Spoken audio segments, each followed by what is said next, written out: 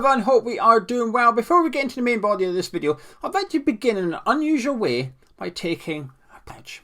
I pledge that this will be the last video I make specifically regarding West Ham striker search until the January transfer window has come to a conclusion. Now we've got that over and done with, let's get into the video. Now the reasons for this, there's two main ones. First up is David Moyes' comments after the defeat to Manchester United on Saturday at Old Trafford, suggesting that we've been looking for a striker for 2 years but not quite found the right one yet. It angered me. It really annoyed me on Saturday. And the second reason is the defeat to Manchester United on Saturday at Old Trafford, because another game has gone by with a lack of squad depth, or most importantly, the lack of second striker at West Ham United has possibly cost us points. Now, it may not have done. We might have brought another striker on for Antonio on the hour mark, gone on to lose the game anyway. We don't know. It's all if, buts and maybes. However, my opinion is we at least could have done with an option. We could have done with taking Antonio off the pitch. He wasn't playing very well. We needed to sub him, but we couldn't. And that goes back to last Sunday, another game that we got beaten, and that was against Leeds United. Another game that Mikel Antonio played poorly in and couldn't be subbed. And David Moyes himself said he was tired on the hour mark, he was knackered. I needed to take him off, but I couldn't. What more could I do? Then he's followed it up a week later with his comments about the striker search, which basically says, we've been looking for 2 years, we've still not found anyone just yet. And it's really frustrated me and angered me almost, because the striker search is different to most other searches. In this window, we could do with a centre-back, right? I think we can all agree that it feels like we're going to bring in a striker and a centre-back. Those two are completely different. And I'll get on to why in just a moment.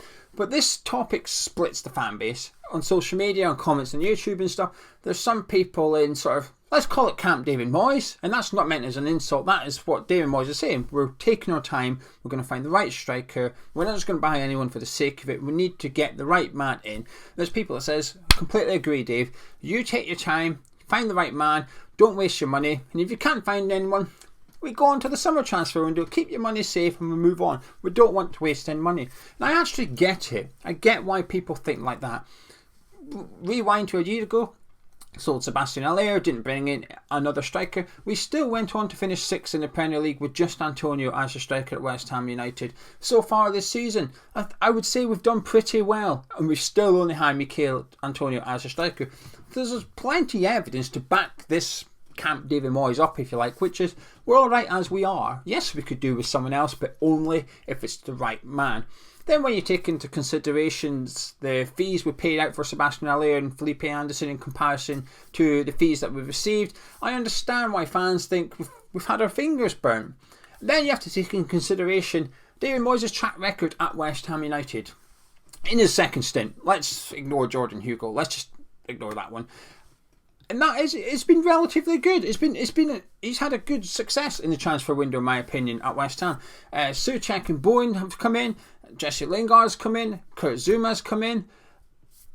They've all done really well. I would argue that the jury's out on Areola, Kral and Vlasic. We don't know yet. They're not bad signings, but I also would argue they're not good ones yet. We don't know. Soufal, I miss Soufal somehow. Ben Rama, yeah, I'm happy to say that he's been a good signing, but I'm happy to give that. So I'm giving Moyes all the pluses here. So when Moyes takes his time to get a transfer in, and I know there's disputes over whether they were Moyes' signings or not, it's signings under Moyes' tenure, okay? So let's go with that one. So I'm backing these boys up because I sit in the other camp, which is if you can't get the right man in, that's fair enough, but get someone in. Get someone, because we need another striker. We can't keep going with no alternative to Mikel Antonio. And that's where I'm in. It's not a case of buying anyone. I don't think we should just go around clubs going, who you got? Oh, we'll have him then. No. But I don't believe. So if you look at it as a barometer, you've got the right man up there. The one that David Moyes thinks is perfect for West Ham United. Then you've got the guy at the very bottom who's 37 years old and useless for West Ham. But there's all these players in between. Up here, just underneath the right man, there's players that would be good for West Ham. Moyes perhaps has reservations for some reason, whether it's the price tag, the player's age, his injury record, maybe he isn't quite what we need, but he'd be good at West Ham. There's other players as well that are like Cabral, who would be a gamble. We don't know if they can do it in the Premier League, but if you get it right, perfect, you're laughing. I guess what Moyes is trying to do is lower the risk of that going wrong and wasting money. I get it. But the striker search is different to the centre-back search, and this is my frustration.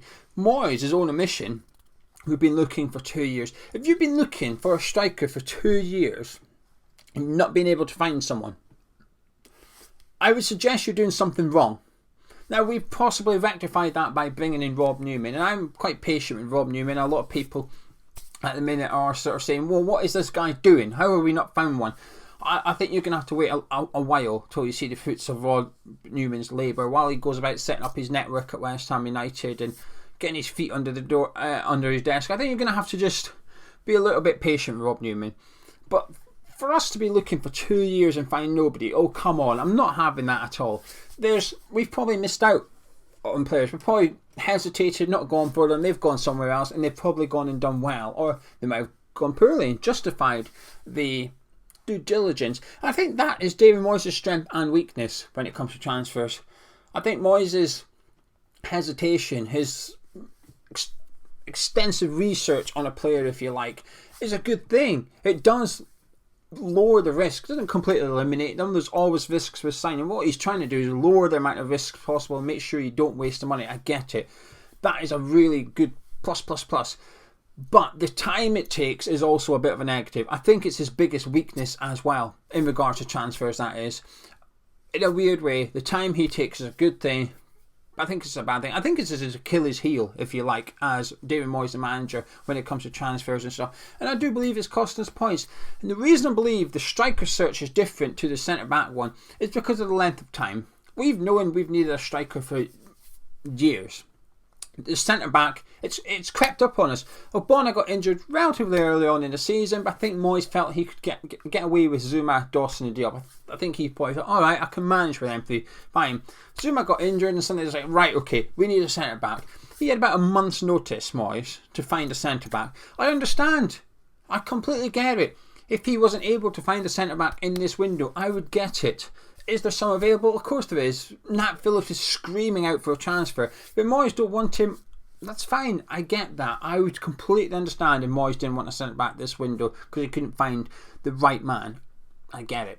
But with the striker, I just think there's no excuses anymore. 2 years this has been going on for now. 2 years. It's incompetent. It's just not good enough. Like I said, I do think it's cost us points. Now, I did a tweet on Saturday. I was a bit wound up. Okay, I was a bit wound up, and I had a few drinks and stuff, and I heard Moyes' comments, and my immediate reaction was, well, hang on a minute, it's not the right man or nobody. It's not that. And this is what I tweeted. This is what I've tweeted and rephrased. It says, I know he hasn't found the right striker, but if I can't find the right curtains for my lounge, I don't have no curtains up so anyone can see in. I get other curtains I like until I can find the right ones. Now, it's maybe not the best analogy, and some people replied saying, well, curtains don't cost 10 million. Well, maybe not, but I don't earn 190 million a year, do I? But anyway, you get my point.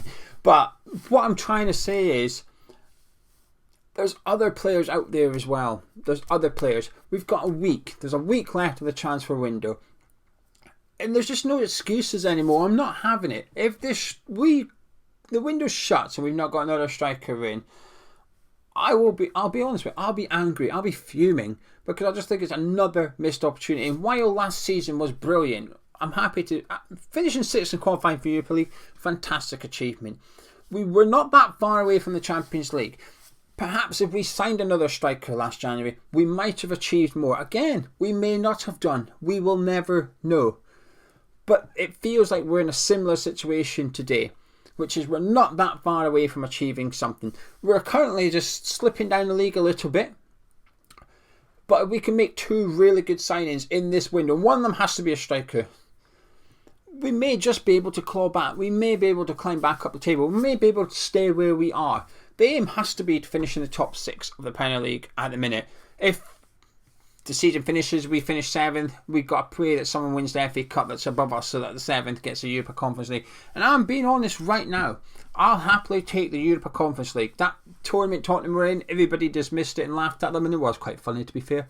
I will still happily have that at West Ham next season, because that is progress for me. Yes, okay, we've dropped down a competition in terms of European football, but to have European football at West Ham 2 years on the bounce would be enormous progress from where we came when David Moyes came in. That would be enormous progress.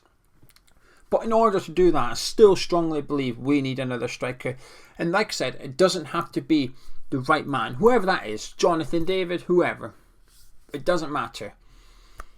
Hopefully he gets the right one in. But by the sounds of it, we ain't going to get that.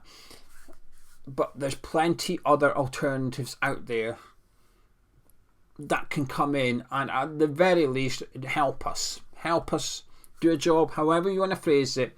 Someone that can come in and contribute to West Ham United's success this season. Someone that can come in and put pressure on Mikel Antonio.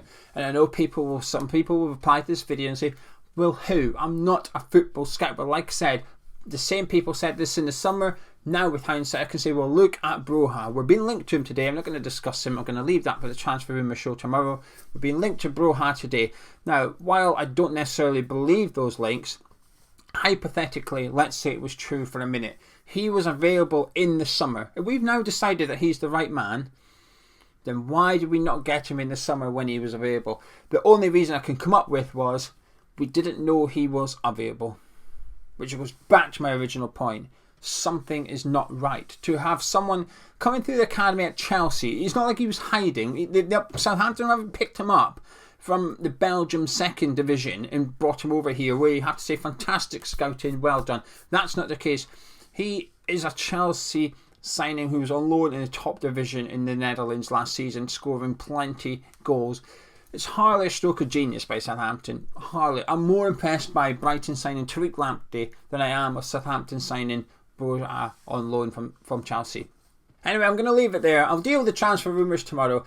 Calvert-Lewin, I mean, we'll dismiss that one straight away. The Broha one, I pray it's right. I've mentioned him plenty of times. He'd probably be my number one striker with my limited knowledge of strikers in European football. Broha would be my number one. He would be the right man. I think he'd suit the way we play, so on and so forth.